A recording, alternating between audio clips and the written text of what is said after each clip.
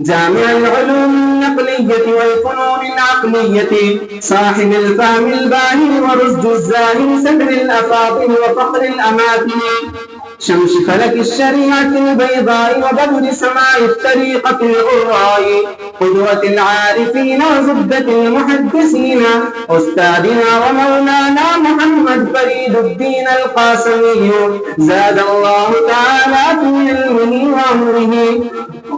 ومتعنا نحن وجميع المسلمين بفيوضه وعلومه، آمين يا رب العالمين. أنه قال: حدثنا الشيخ محمد خرشيد علم الدوبندي المبارك عن الشيخ إبراهيم البليابي عن الشيخ محمود بن الحسن الدوبندي عن الإمامين حجة الإسلام محمد قاسم النانوتوي وفقيه النفس رشيد أحمد الكوكوني عن الشاه عبد الغني المجدد عن المحدث الشاه عبد العزيز الدهلوي عن أبيه مسند الهند المحدث الشاه ولي الله أحمد بن عبد الرحيم الدهلوي رحمهم الله تعالى رحمة واسعة ومتعنا بعلومهم وفروضهم، آمين يا رب العالمين. أنه قال: أخبرنا الشيخ أبو طاهر محمد بن إبراهيم الكردي المدني قال: أخبرني والد الشيخ إبراهيم الكردي قال: قرأت على الشيخ أحمد القشاشي قال: أخبرنا أحمد بن عبد القدوس أبي المواهب الشنابي قال: أخبرنا الشيخ شمس الدين محمد بن أحمد بن محمد الملكي عن الشيخ الإسلام زين الدين زكريا بن محمد الأنصاري عن الشيخ عز الدين عبد الرحيم بن محمد بن الفراتي عن الشيخ أبي الحفص عمر بن أبي الحسن المراغي عن الشيخ فخر الدين بن البخاري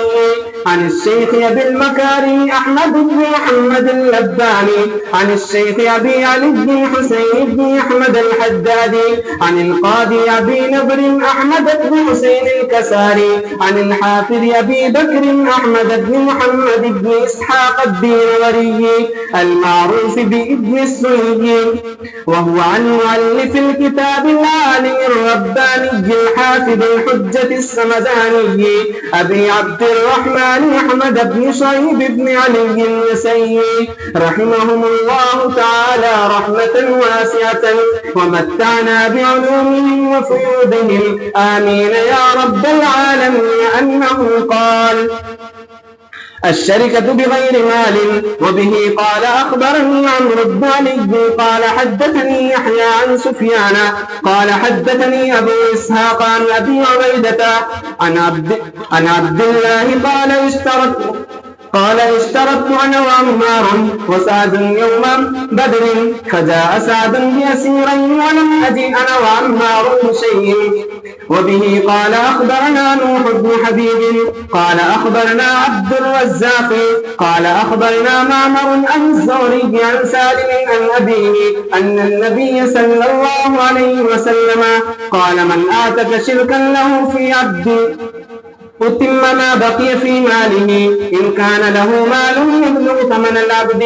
الشركة في الرقيق. وبه قال: أخبرنا عمرو بن علي قال: حدثنا يزيد وهو ابن زريع قال: حدثنا أيوب عن نافع عن ابن عمر قال: قال رسول الله صلى الله عليه وسلم: من أعتق شركا له في ملكه وكان له من المال ما يبلغ ثمنه بقيمة العبد فهو عتيق من ماله الشركة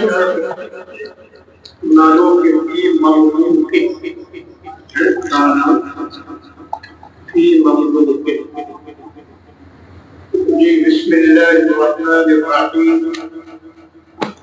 الشركة بغير مال